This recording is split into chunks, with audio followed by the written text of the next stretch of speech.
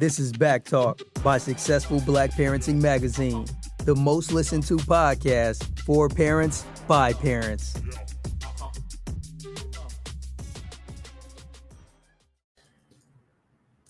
Okay. Welcome, everyone, and thank you for listening to Back Talk by Successful Black Parenting Magazine, the podcast talk show for parents. I'm Janice Robinson Celeste, your host and publisher of Successful Parenting Media. Now, I want you to tell all of your friends and followers about the show. So go to the Facebook page for Successful Black Parenting and share the link with your followers right now and let people know that you are joining us. Even better, you can click the options and start a watch party. You can also comment on Facebook, and I will post the best comments live on air. And know that it can take a while for your questions to populate in the backstage area. So ask any questions early. Don't wait. Know that our hashtag for the show is #BackTalk. Now, co-parenting, it's always been a thing, but it's really taken center stage with celebrity parents like Will Smith. You have Mariah Carey and Nick Cannon, Jennifer Lopez and Mark Anthony, Lenny Kravitz, and Lisa Bonet. So today on Back Talk, I have Natasha Hastings, who is an Olympic, world, and U.S. national track and field sprinter. She co-parents with her NFL husband and is here to help separated and divorced parents learn how to do it. Welcome, Natasha. Hi, thank you. I just want to make a correction. We're not together. Oh, please. Oh, yeah. Okay, yeah, that's what we're talking about, being separated and divorced, so that's fine. But can you tell everyone about your NFL husband, who he is, and how it came to be that you guys agreed to co-parent your children? So we have one little boy. He's 13 months old. Okay. He and I dated on and off for about 10 years, and we were engaged to get married, and the wedding was called off like around Christmas time. And so it's just been a process since then. I mean, it's still a work in progress, still something that we're working on. It's not perfect, nowhere near perfect. But we both, love our son unconditionally. And I think the biggest challenge is, and I think this is something that people face in relationships, not in relationships. Sometimes we have different parenting styles or ideas. So it's kind of been a challenge trying to, somehow meet in the middle for our son. Okay. And you guys are working through it. But you are a busy working mom. So can you give us an idea of your daily schedule with your son? Daily schedule is loose. Because he's up at like between 6 and 7 is when he wakes up. And I'm not a morning person. So it's kind of a struggle where it's like, I'm like, oh, give me another 5 minutes. But once he's up, he's like, no, someone come get me. And so actually, thankfully, my mom is here helping me with him. And then my brother is quarantining with us as well. So sometimes they'll go in and get him and keep him for a few minutes. But yeah, I get him in the morning. We do breakfast. He's still nursing. So we breastfeed first thing in the morning. I like to get my workout in. I'm a grad student, so I work on school. And then the rest of the day is kind of spent running behind him and trying to do like business stuff in between. That's pretty much my day. And then he's down for bed. I try to have him down before 8. So between 7 and 8 is bedtime. Well, that is a lot to do. So I just commend you on all the things you have to do, plus work, and you have to train in between all of that as well. Yeah. We're in like what we call our off season right now, where I'm not officially training, but we just can't like totally put it down. So I had taken about like 2 weeks off where I did like absolutely nothing, but now I go for runs in the mornings. If I do wake up early enough and I can get to this school before the kids are in school, I'll go to the track and do like an interval workout. And then I have like a little gym in my garage. So I go in my gym go in my garage gym and do a little workout in there. I try to work out at least 4 to 5 days a week. Well, gym garages are the place to be here with COVID, right? So that is the place to be today. So I told my coach, good luck getting me back into the gym. It's just so much more efficient. yes, absolutely. Let me ask you, in your opinion, what's the difference between co-parenting and basic custody agreements? I mean, I think co-parenting and I feel like it's kind of the way you would hope that you can go in terms of like being able to do it yourself and being able to come to an agreement in terms of what, I mean, for lack of a better word, what co-parenting is going to look like in terms of what are my responsibilities, what are your responsibilities, time spent, time split, bills, all of that stuff versus a court, having someone else come in and tell you all what you're going to do. Ideally, I would hope that, we could do it amongst ourselves and as adults rather than having to have someone come in and tell us how we have to do things. Right. You guys have to make mutual decisions about everything from if they're going to play sports, that type of thing, correct? Right. And exactly. Work that out. Yeah. Okay. So let me ask you, how do you manage those major decisions in your children's lives and the disagreements that may come along? How do you manage that? Well, honestly, Liam is so young that we haven't had any of those big decisions yet. Good. Mm-hmm. But I mean, I anticipate that it won't necessarily be, smooth sailing. I'm pretty certain there will be disagreements along the way. But my thing is always, and, something that I've said from the beginning is I want my child to find his own way, and I want him to find his own identity. So he's got two superstar athlete parents. And so there's naturally that this competitiveness that I think we both want to see him go into sports, but I really, really want for him to find his own way. And so I've kind of been like, if he doesn't find track or football, I'm like, great, go play baseball, go play golf, go do something.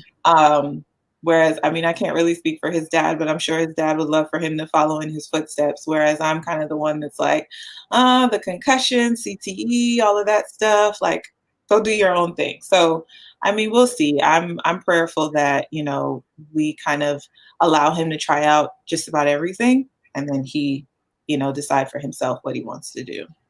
Okay, fantastic. Now, my audience would be amiss if I did not ask you if it was okay to say who the dad is we're not name dropping, but they're going to be wondering because you're talking about him.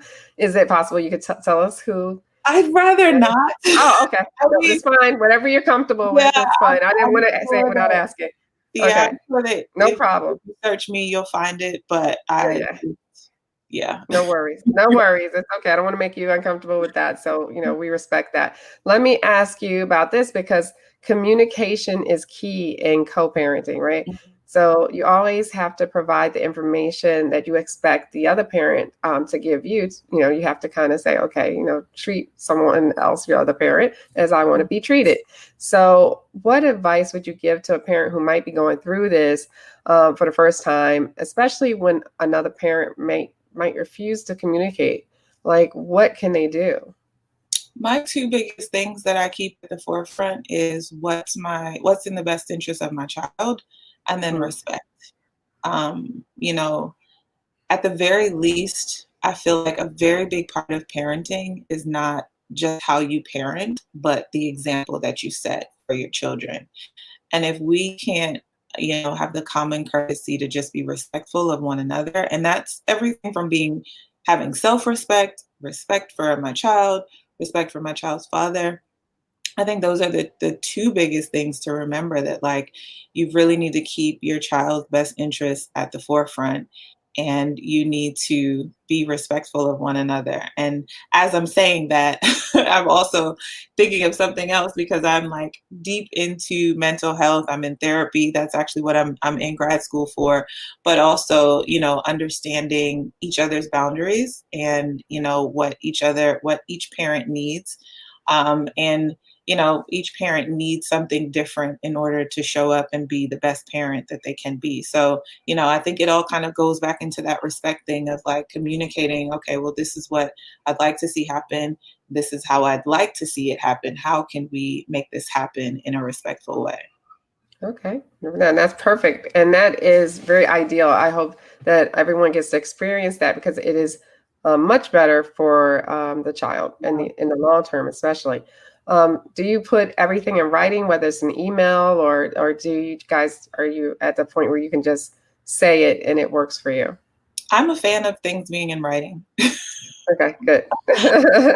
I am a fan. And I mean, just to be, totally transparent, or as transparent as I'm comfortable with being, our wedding was called off less than a year ago. So, even giving each other the grace to understand that like this is an emotionally charged thing to go through. And so in understanding that, I think it's key to also understand what's the best way for us to communicate in order for the communication to be fruitful and, not, full of ego, or again, we lose sight of what's really important here. So I'm a fan of in writing. I'm also a fan of, taking a beat.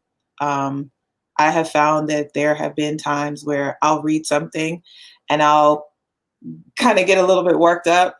I'll step away from it for an hour and I'll come back and I'm like, oh, this really isn't that big of a deal, So I think, giving yourself to like I said, keep things in writing, because it does give you that opportunity to go back and look at it and you can really see like, oh, okay, like, let me just do this, or, we can talk about this. But I think that, having things in writing does kind of ease a little bit of the headache. Okay. Well, we have one question here, and it says, is child support or spousal support something that you work out amongst yourselves, or do you not get financial help in co-parenting? So I think the question is, if you co-parent, is that just eliminate any financial support? Or do you each handle your own part, or is financial support part of that?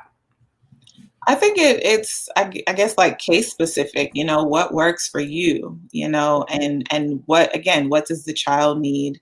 Who's the child spending the most time with? I think there is sort of this misconception that like kids aren't expensive, or even the parent who doesn't have the child is the one who ends up spending more on the child. And I'm just like, this is just like kerfuffle that like at the end of the day, like my theory is to do the best that I can for my child. And, I've come from a place where, I want to do more and better for my child. So whatever that is, whatever that looks like in terms of, how we end up splitting it, the biggest picture for me is making sure that my child has what he needs. So sometimes that comes down to like laying out like, look, these are the expenses. This is what I want him or her, in this program or this sports program.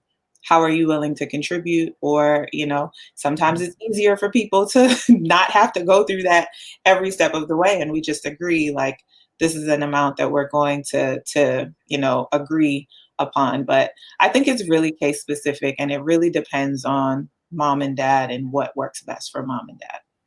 Absolutely. And let me ask you, unrelated to that particular question, but I had to go through custody battles and things with my kids at one point. And I know it's like you said, it's hard to keep your cool, but you mentioned respect. And but how do you personally keep your cool? You said you step away. Is there anything else that you do to help when things don't go as smoothly? Or is it just a matter of mutual respect and courtesy?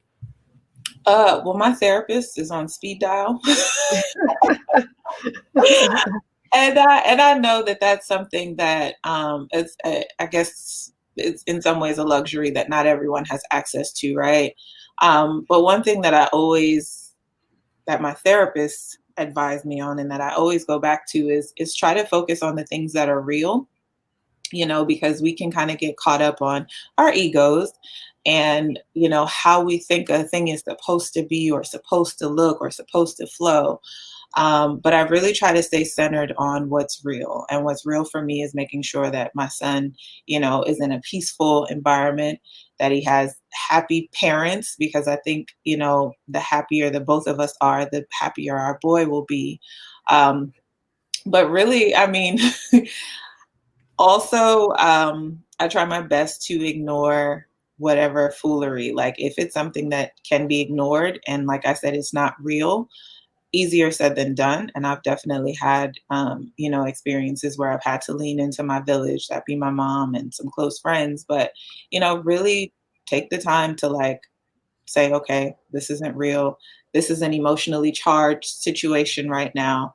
Let it cool off. But it does, it does take, energy and lots of practice, and it's a continued thing. I mean, even when you think that you've mastered it, somehow something comes up and you're like, how did we end up here? Right. But you just give yourself grace and know that it's a process, and just show up the best way you know how. Right. Well, speaking of respect, because there's times I can remember when I was tempted to call my ex a name, like even under my breath, but you have to remember the kids area and your child is still young. But in heated times, like I remember trying to keep that in check. Yeah. And as I got older, I realized that my children are half of him. So whatever I say about him, they will then internalize because they're part of that. And Yeah. so as parents, we have to be really careful that we don't do that and do things like you said, step away. I think that's very important. Now, your child is still young yet, but how do you manage holidays and schedules? Like, does he have to spend certain time with you and then certain time with dad? We haven't gotten there yet. Okay. So, and I mean, with the holidays coming up, we're definitely getting ready to kind of work things out. And so the thought is that he's gonna, split time.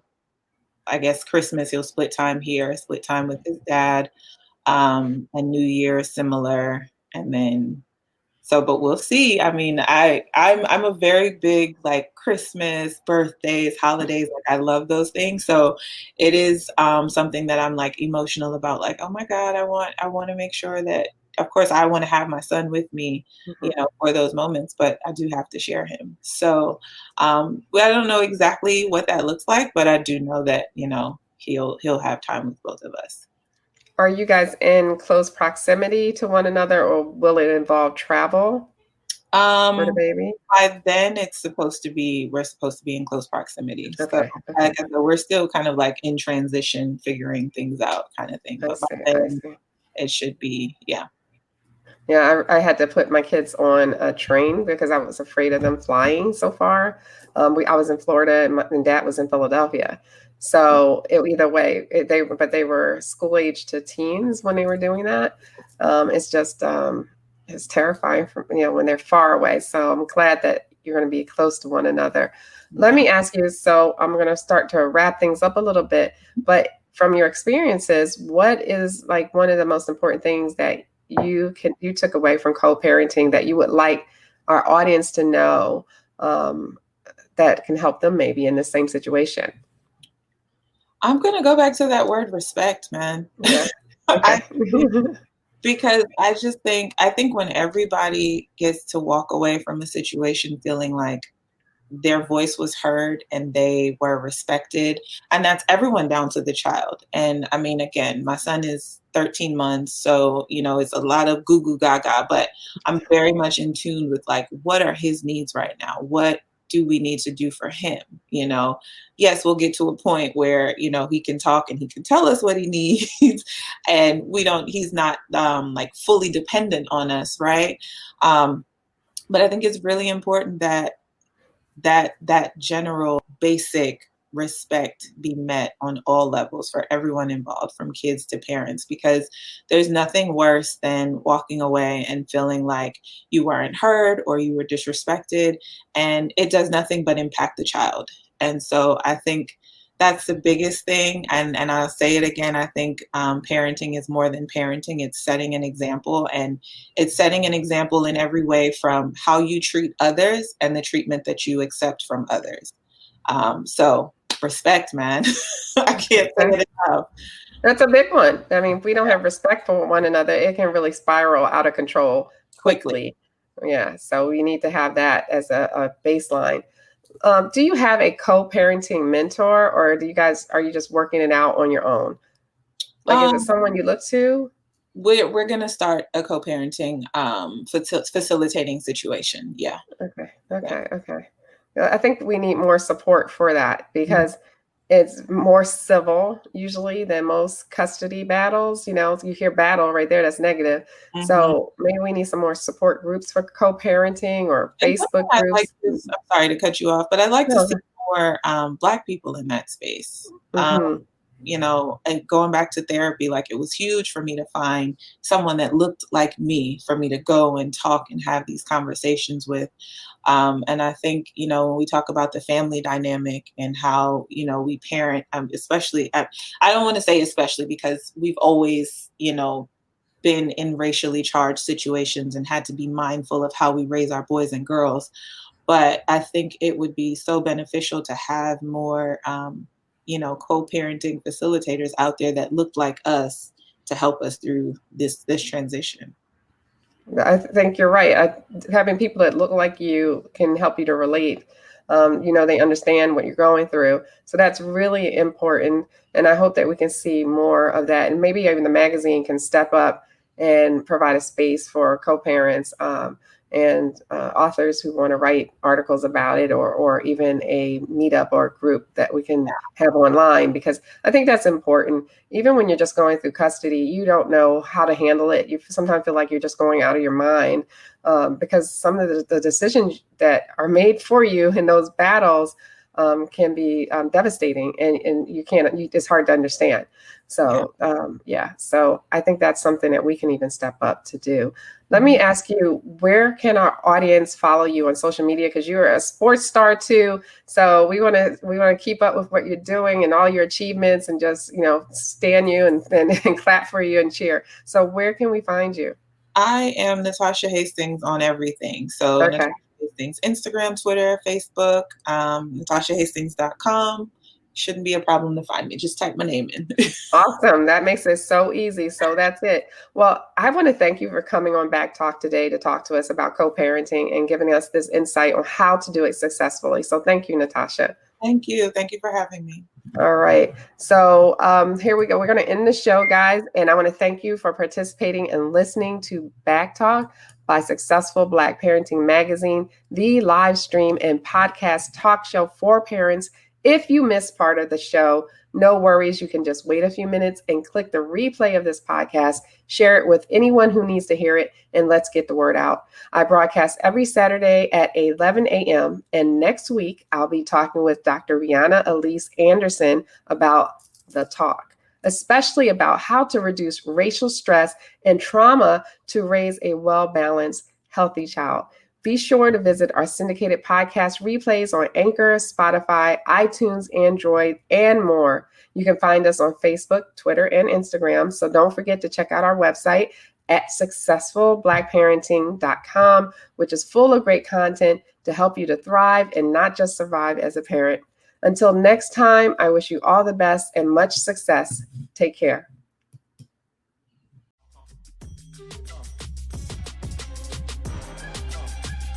Thanks for tuning in to Back Talk by Successful Black Parenting Magazine. We'll see you soon.